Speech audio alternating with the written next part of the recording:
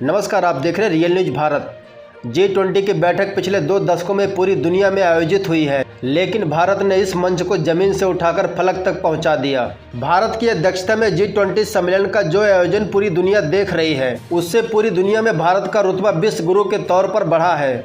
भारत ने G20 सम्मेलन के जरिए पूरी दुनिया को एक पृथ्वी, एक परिवार, एक भविष्य के वसुवैध कुटुंब का वो सनातन मंत्र दिया है, जिसकी जरूरत आज पूरी दुनिया में सबसे अधिक है। आज के इंटरकनेक्टेड वर्ल्ड में महामारी, खाद्य संकट, ऊर्जा संकट, जलवायु परिवर्तन, आतंकवाद जैसी तमाम समस्याओं को क्षेत्र, राष्ट्र, वर्ग या समुदाय में सीमित असर नहीं होता।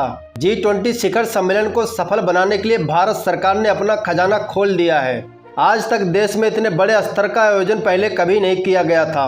अब सवाल ये उठता है कि इतने बड़े वैश्विक आयोजन में मुद्दा क्या होगा, जिसमें इस शिखर सम्मेलन में बातचीत होने की संभावना है। तो मुद्दा है महिला सशक्तिकरण, डिजिटल इंफ्रास्ट्रक्चर, वैश्विक अर्थव्यवस्था, वैश्विक खाद्य सुरक्षा, आर्थिक अपराध, कृषि और स्वास्थ्य, संस्कृति और पर्यटन, पर्यावरण संतुलन।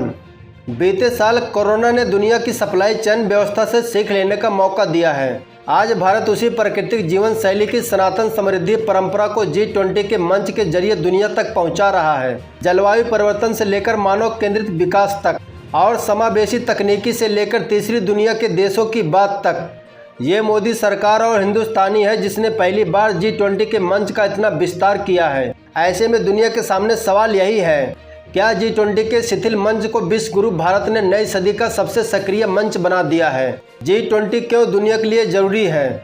85% का योगदान दुनिया की GDP में है, 75% हिस्सेदारी अंतर्राष्ट्रीय व्यापार में है, 60% भागीदारी विश्व की जनसंख्या में है, 80% सहयोग दुनिया के कुल निवेश में है। दरअसल G20 के सम्मेलन में दिल्ली दुल्हन की तरह सजी हुई है। ये भावना भारत भूमि पर G20 के सम्मेलन को किसी अन्य मंचों पर मंथनों और सम्मेलनों से अलग बनाती है।